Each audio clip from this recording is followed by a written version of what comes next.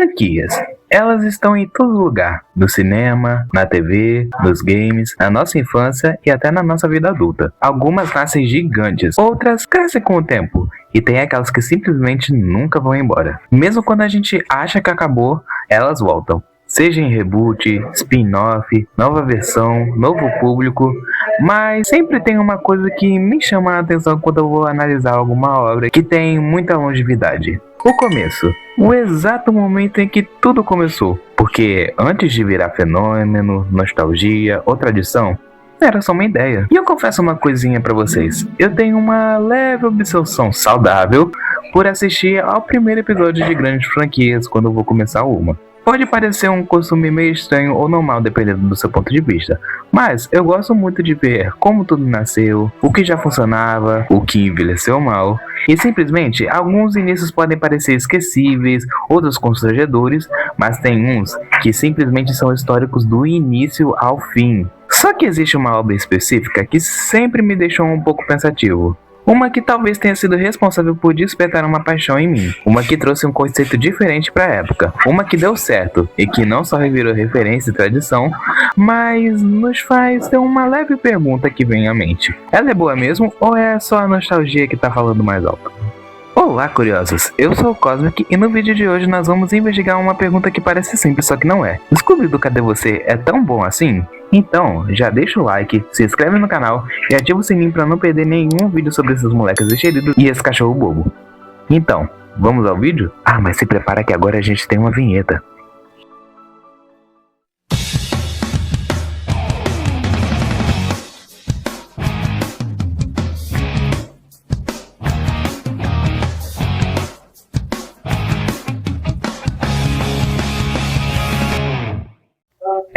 Me digam se a abertura ficou boa porque eu não tenho nenhuma experiência com vinheta.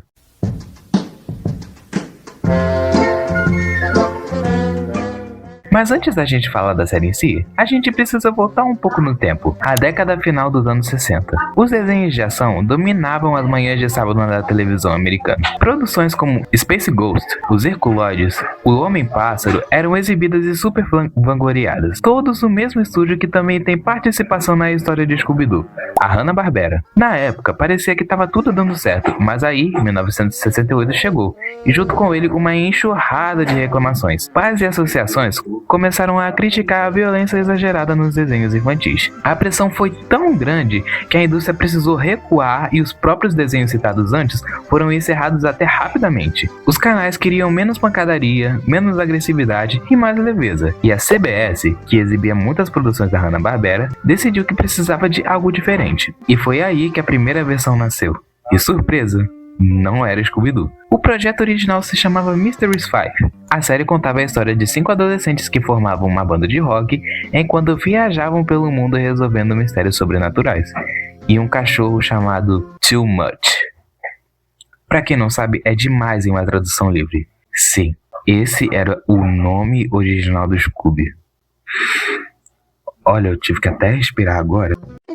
Essa proposta surgiu por dois motivos bem estratégicos. O primeiro que era por conta do sucesso anterior de The Ark Show, no ano de 1969, antes de Scooby-Doo, que misturava a banda adolescente e a animação, e foi um fenômeno de substituição daquela época. Então, eles meio que quiseram repetir a dose, basicamente.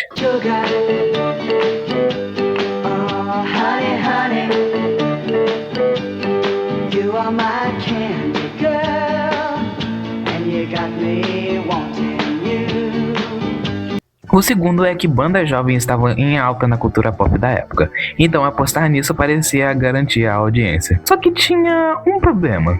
Mesmo com a reformulação para algo menos violento, o piloto ainda era considerado sombrio demais, e é aqui que entra uma figura importante. Fred Silverman, presidente da CBS na época. Ele viu o projeto e pediu mudanças. Grandes mudanças. Foi nesse momento que o desenho começou a virar o Scooby que a gente conhece. As alterações incluíram uma pegada muito mais cômica, um cachorro muito mais medroso e um foco claro na comédia misturado com o susto. E quanto ao nome do cachorro, aqui entra quase uma lenda da televisão. Durante a fase de ajustes no projeto do piloto, Silverman estaria ouvindo Stranger in the Night, de Frank Sinatra. E em um trecho perto do final da música, o cantor faz a seguinte linha. Scooby-Doo, que soa extremamente como... daquele improviso, nasceu o nome Scooby-Doo. E assim, do que era uma crise sobre violência da TV, até um projeto que era sobre uma banda, e de um cachorro chamado Too Much, nasceu em 1969 Scooby-Doo, Where Are You? Ou em português, mais ou menos, Scooby-Doo, Cadê Você? Uma série que talvez ninguém imaginasse que duraria décadas.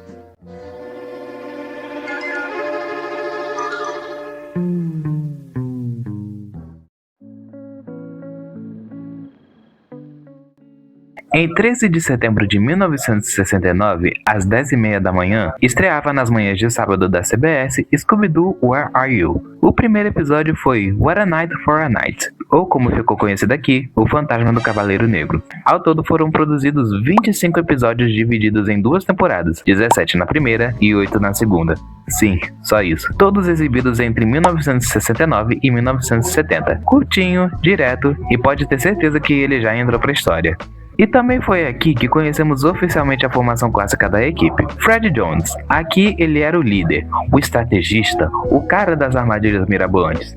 Ele foi dublado por Frank Welker no original, enquanto aqui no Brasil esse papel ficou com Luiz Manuel. Daphne Blake. Ela era fashionista do grupo. Sua voz original é...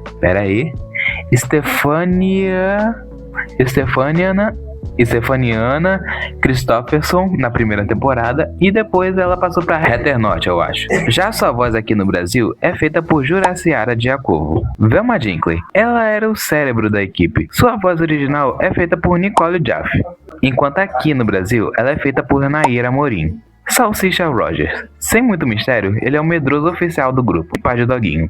Tem como não amar? Sua voz original é feita por Cassie Kasem, e aqui no Brasil, quem assume é Mário Monjardim. Scooby-Doo, ele é o coração da série, e ele praticamente leva o nome dela. A sua voz original é feita por Don Messick, mas vamos admitir que o personagem não seria nada sem a dublagem do Orlando Drummond. E aqui vale um detalhe, na versão original, o Scooby sempre fala seu próprio nome para certas coisas, só que isso acabou sendo substituído na dublagem do Drummond, com ele trocando por Vamos Nós.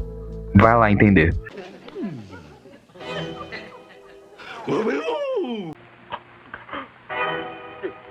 Vamos nós!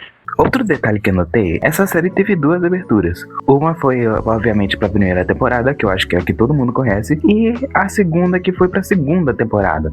Óbvio. Eu pessoalmente acho essa um pouco mais inferior do que a primeira. Mas aqui no Brasil ocorreu uma coisa similar. Isso porque no episódio do Cavaleiro Negro, a gente tem outra música como abertura ao invés da abertura oficial. Eu vou colocar um trecho pra vocês verem. Scooby-Doo, cadê você?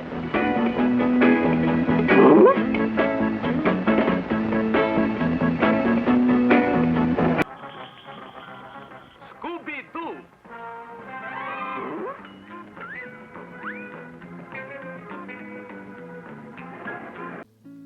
Eu não sei o que aconteceu e eu não sei por que fizeram isso, mas eu só sei que tá na história.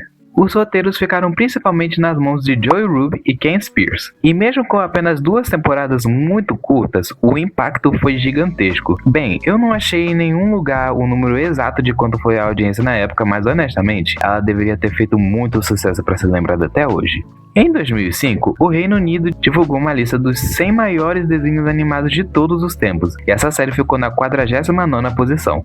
Nada mal para uma série que só durou 25 episódios. Já no Brasil, vamos ser honestos, parece que a gente adotou o Scooby oficialmente. E mesmo sem números exatos da audiência na época, o fato de estar vivo culturalmente até hoje já responde muita coisa, que foi um sucesso barulhento e duradouro.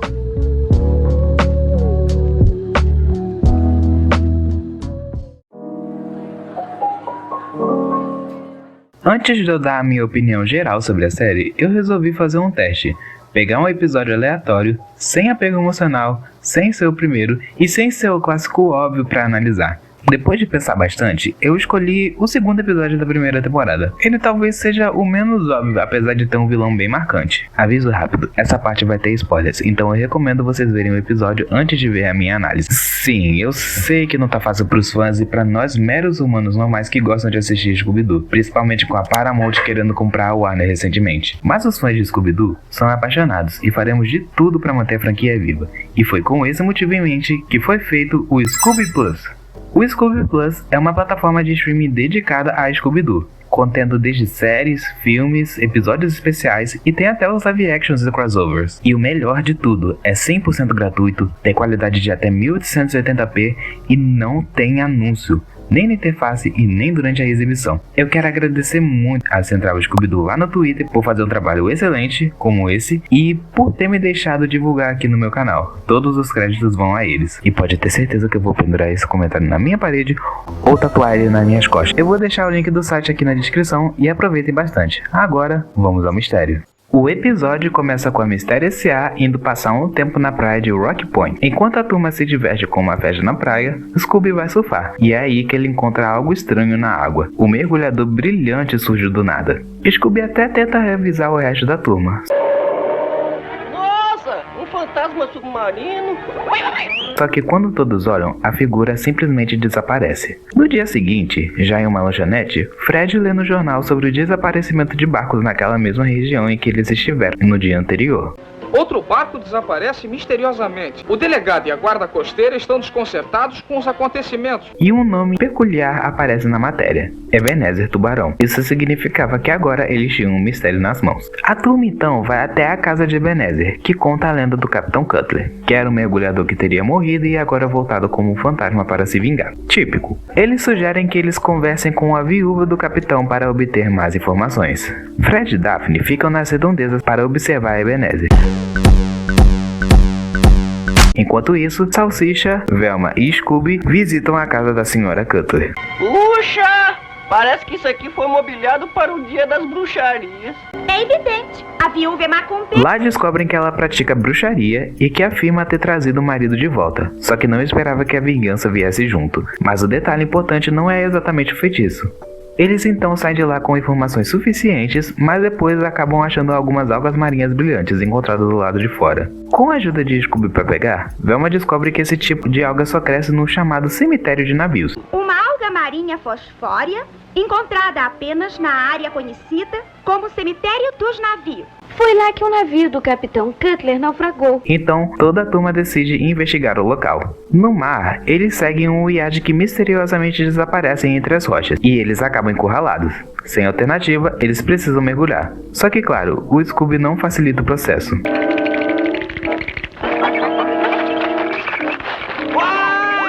Eles então acabam se separando debaixo d'água. Então eles acabam encontrando algumas pistas importantes, como um traje antigo achado pelo trio que não bate com a data da morte de Cutler, como Velma pensou, alguns cilindros de mergulho escondidos em um naufrágio achados por Scooby-Doo, e pegadas brilhantes que levam até um ponto específico das rochas, aonde o mesmo iate que eles seguiam sumiu. Quando Salsicha acidentalmente senta em uma rocha e acaba ativando o mecanismo secreto, uma passagem para uma caverna submarina é revelada. Quem mais, além de você, poderia se sentar na pedra que abre a passagem secreta? Eu bem que achei que essa pedra era muito suspeita. E lá dentro estão todos os navios desaparecidos. E essas pistas provam. Então quer dizer que tudo isso resolve o mistério? Isto é, se nós nos livrarmos do fantasma. Fred prepara uma armadilha para capturar o fantasma e encerrar de vez o mistério. O plano consiste em atrair os fantasmas e cobrir a superfície com água e sabão para ele escorregar e depois cair na rede.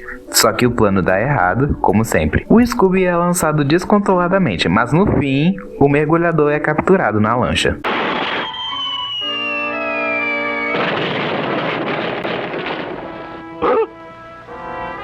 O fantasma é desmascarado e a revelação... Não acham que estas algas ajudam a lembrar o retrato na parede da viúva Cutler? No dia seguinte, eles ouvem no jornal que Cutler havia forjado sua própria morte para roubar navios com a ajuda da sua esposa e depois revendê-los. Mistério resolvido e, claro, nós temos essa cena icônica do milkshake no final. Scooby, como conseguiu fazer isso? Acho que isso é um outro mistério.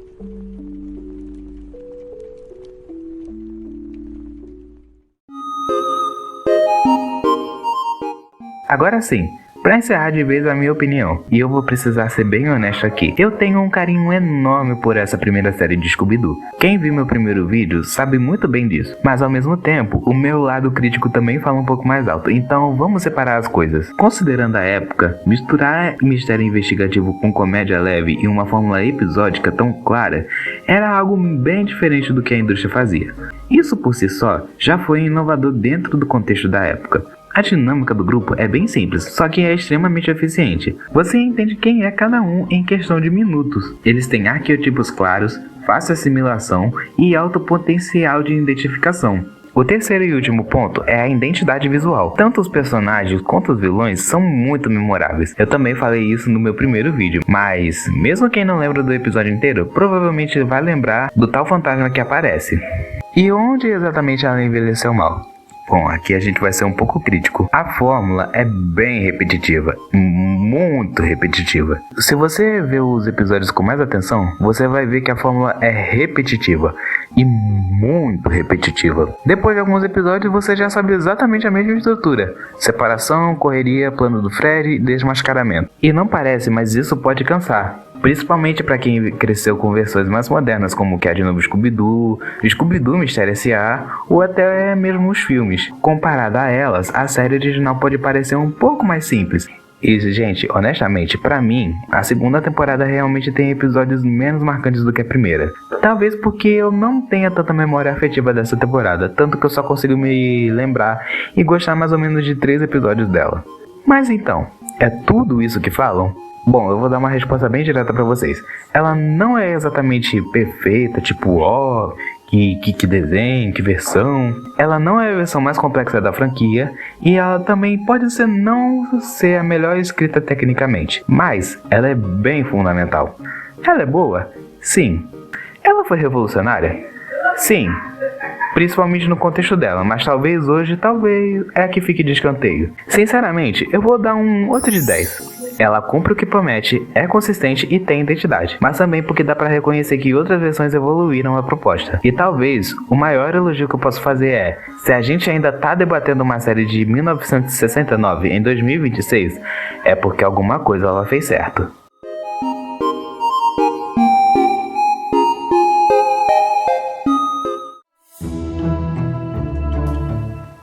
E bem, galera, esse foi o vídeo. Quem me acompanhou sabe da mudança de planos que esse vídeo teve. Mas sinceramente, independente do resultado que vai sair daqui, agora eu me sinto muito mais tranquilo do que eu fiz. Se você gostou, já sabe, deixa seu like, se inscreve no canal e ativa o sininho para não perder nenhum vídeo aqui na Central do Mistério. Ah, não se esqueça de me seguir nas redes sociais, no X e no TikTok. É Central do Mistério nas duas. Eu vou ficando por aqui e a gente se vê no próximo vídeo.